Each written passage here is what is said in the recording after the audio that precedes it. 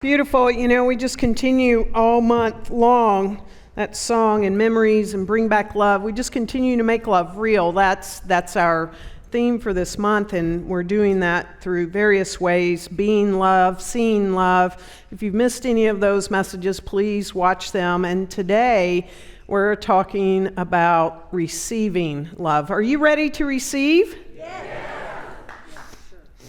Are you ready to receive? Yeah. Oh, I love that. See, we have so many people online and in the sanctuary today. I love it, really. I'm so grateful that we're here on campus together so we can receive each other's love. And receiving love means that we're opening our minds. Yes, we have to do that with our minds. Yes, not just our hearts, but we're opening our minds, we're opening our hearts to this love. I call it boundless love. This love that is always and already present. It doesn't have to come to us. It's here. It's omnipresent, everywhere present. And yet when things are present, are we open to receive the gift, the present of it, right? I don't know about you, but there are things that go on inside of Karen. Maybe it's just Karen and I'm the only person on the planet, but there's some things that go on inside of me that can stand in the way of experiencing this boundless love, even when it's right in front of me, even when it's next to me, even when it's within me. And there's times where I definitely have the inability and sometimes the unwillingness to let it in. Am I the only one on the planet that has those moments? It's okay if I have a few in my tribe. Feel better. So there are things that we can do to open up to receive this. Acts of forgiveness is a great way. And acts of acceptance, both of ourselves and of others. It will open the door to reconciliation. It will open the door to boundless love. And as our annual theme, this sacred disruption, reimagine everything. Don't forget our annual theme, because it's living through all of us this year in this community.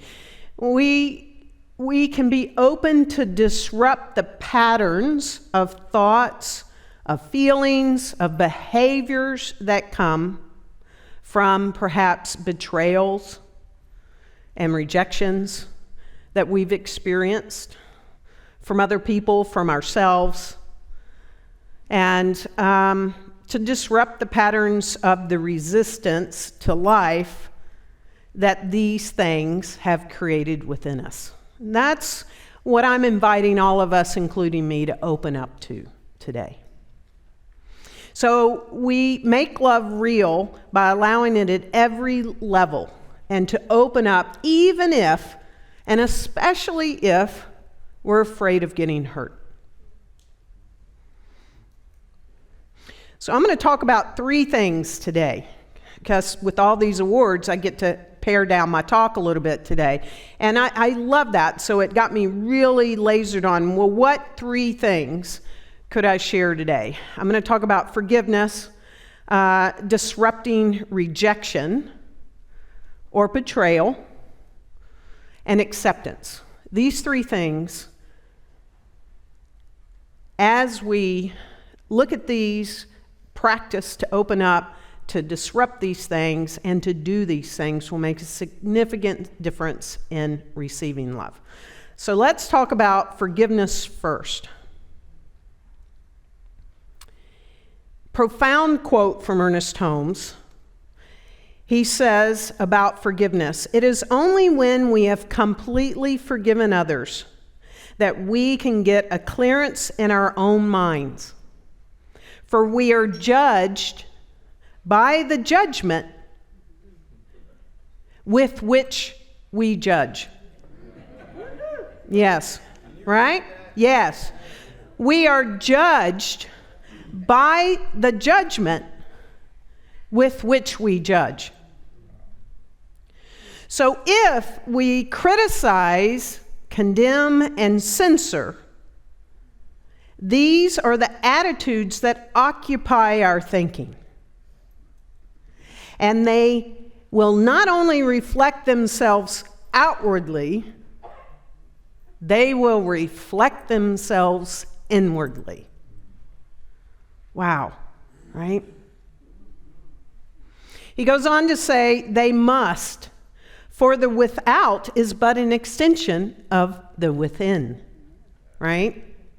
And the within is the determiner of that extension. So if we want a complete clearance of our attitudes, we must forgive everything. Boy, that's a tall order. And everyone. Whether we like it or not, or whether we accept it or not, this is one of the great truths of life. Forgiveness.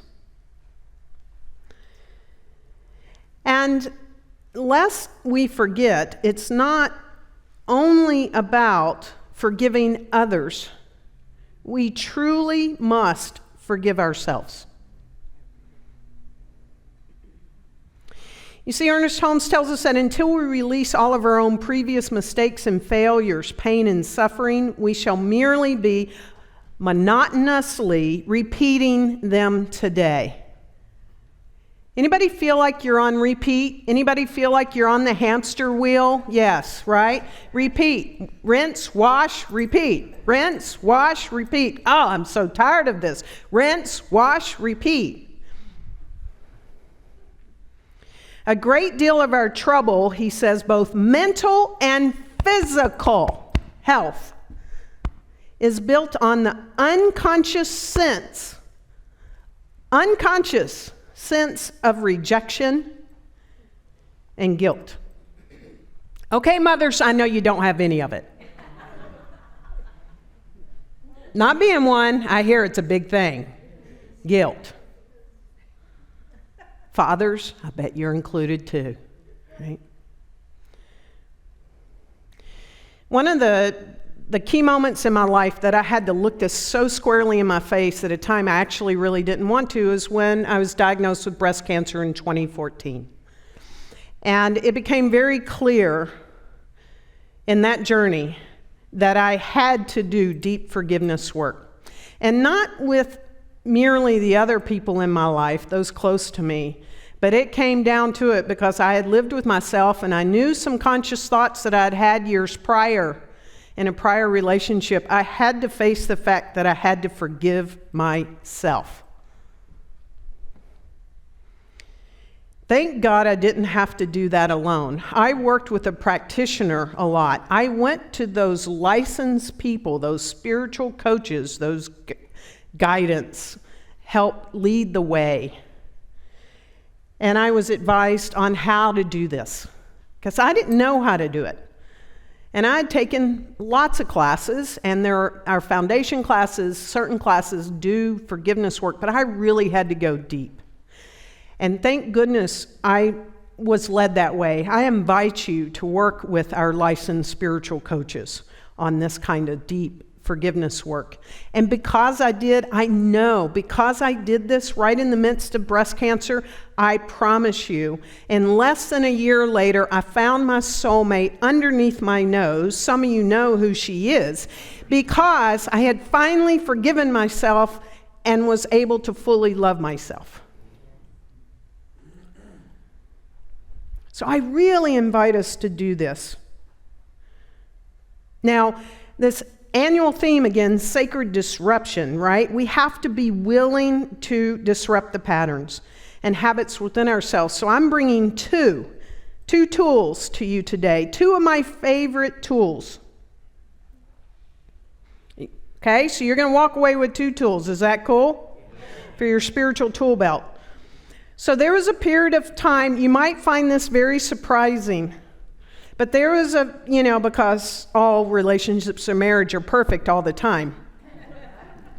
You might find this surprising, but there was this season, almost 2 years ago, I'm not good with time now that I'm with someone that's not good with time. So, so we take up good things, right? I don't have to know exactly the time of something, but it was within the past 2 years. There was a season where I was absolutely consistently irritated at Petra. I was. For no good reason. I mean, irritated. And it was like, man, it was challenging. And it was getting bad. And I was irritated. It really didn't matter what she did. And it was, and what I found is I was actually rejecting her within me. It didn't matter what she did. I was rejecting her within me. So I had to disrupt what was going on with me. And I knew if I called this specific practitioner, I knew what I would get from this person, because I'd worked with them before. So I called this person that I trust, and I said, I need a session. And I went, blah, blah, blah, blah, blah, blah, blah, and it was all about Petra, right? Blah, blah, blah, blah, blah, blah, blah, blah, and she's irritating me when she does this. And it's coming between us. Blah, blah, blah, and she was like, okay. And I knew exactly what she was going to do, because this practitioner is known to do this pretty much every session. I knew that this practitioner was going to put me through a process called fear to faith. I knew it. And our practitioners know how to do this process. And there we went. And this person was putting me through this process. And at the end of this process, especially if you stay in it and don't, wiggle there was a point where I could have gone to the same answer I'd always gone to. It was all about me, by the way, not Petra. But I knew it, but I didn't. I stayed in the arena with Karen, and I said, no, you can't just take the easy route. This is something new. It was happening real time, and I was like, oh my God. And this practitioner was like, what's going on? I'm like, this is big. And at the end of this process, you get a phrase that you then can use all the time. And my phrase, which I've rarely shared up until this moment with other people, so I'm about to share big time, is at the end it was, I release my belief in rejection. I release my need to betray myself. God is the freedom I am. And since then, I have been saying that so much, because when things come up, I know that it's about this old stuff, and it's helping me. So that is a tool, fear to faith process. Because the past can impact our present.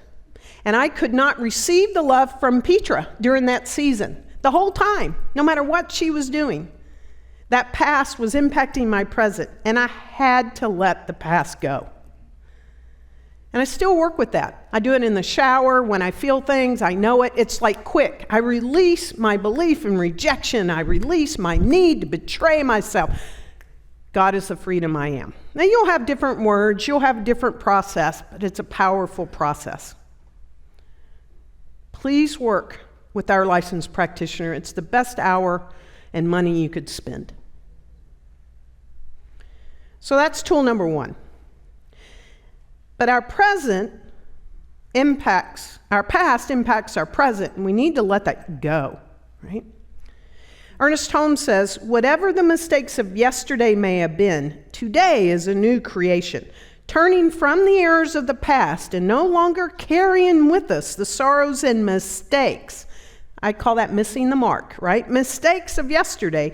Today we may enter a new experience. But it is only when we forgive ourselves and everyone else, here it is again, right, that we may feel certain that the weight of condemnation is lifted from our consciousness. Do you ever feel the weight of condemnation living within your consciousness about yourself? Yeah. Tool number 2. Every class I teach, every session I have with someone, not every, but it comes up a lot, because a lot of us are carrying this condemnation. I use this tool, and you're all going to get it today, in person and online. It's a meditation in the Science of Mind textbook. Ernest Holmes tends to write in the third person, if you haven't noticed. What I do is I convert a lot of his writings into the first person. So this tool I've converted into the first person. And the meditation is called, I Am Not Bound by Any Mistake. So everyone in the sanctuary, when you leave, grab this, okay? You're going to have a piece of paper that you can get. This is one of my favorite tools. And everybody online, you're getting the link placed where you can grab it.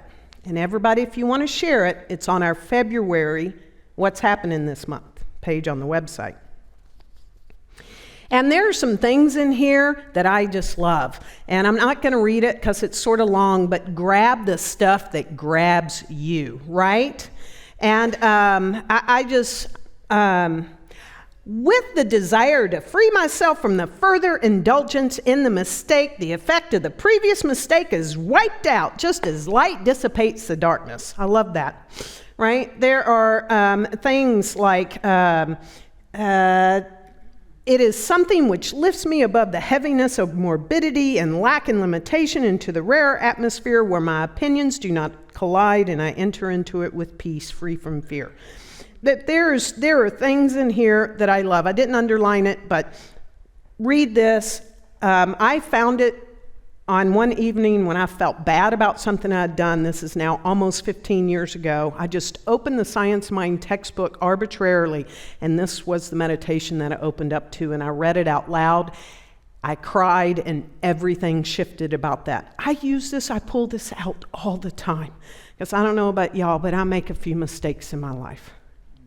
And I don't want to carry them around. And guess what? When I do this, I'm releasing the other person as well, in the energetic of it, so that they don't have to carry it around, or maybe they're not going to bring it back up with me again. Over and up, you know, right? Because it's all one body, it's all one thing. So disrupt rejection. And call a practitioner, right?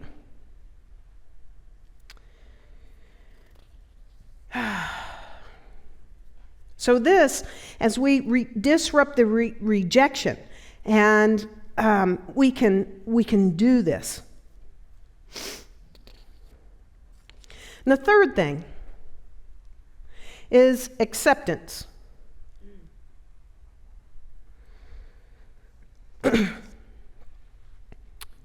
Yes. It is impossible, Ernest Holmes tells us, for you to receive what your mind refuses to accept. If you can't accept something, you can't receive it. We must accept it before we actually receive it. Like someone says, would you like a cup of coffee? You must say yes before they give it to you. You must accept the cup of coffee before it comes to you. If you sit there and go, no, do you think you're getting the coffee? You just said no, right? So we must accept it in our own self, right? He tells us that we should think of ourselves as being surrounded by perfect light and poised in an eternal calm. We are in a sea of untroubled waters of life from which we may freely drink. I don't know, I'm a visual person, so I have this like chalice, like I'm drinking. But he says, and this is the key, each of us must do our own drinking. If someone drinks the water for you, you're not hydrated. I must do my own drinking to be hydrated. No one else can do this for us, he says. We should hold out the cup of acceptance, so we must accept until we are filled and overflowing with the manifestations of our desires. So this chalice of the heart, he says, is held up that heavenly flow may fill it with this abundant life, right? And it reminded me of this phrase that many of us, if we have Christian roots, we've heard, and it's, I stand at the door and I knock. I stand. The I am is standing at the door and knocking. Like this incredible, limitless life is knocking at our door, but we must open it ourselves to receive it. It's like knock, knock, knock, knock. We must go, well, hello, come on in. That boundless love is like everywhere present, standing at our door. It unabashedly gives to itself so fully, so freely. It's giving to itself, but it also must receive itself. Can you imagine this boundless love just here unabashedly give, and it's just like, I don't want it? It must fully receive itself because it's the same. And so the universe is impersonal, and it gives to all alike, Ernest Holmes tells us. It's no respecter of persons. It values each alike. And here's the key to this, to unlock the door. Its nature is to impart. Ours to receive. That's our nature. So what I know for all of us from this moment on, through forgiveness, through disrupting rejection of ourselves and others, and full acceptance, come on in, is that we stand in our nature, for our nature is truly to receive.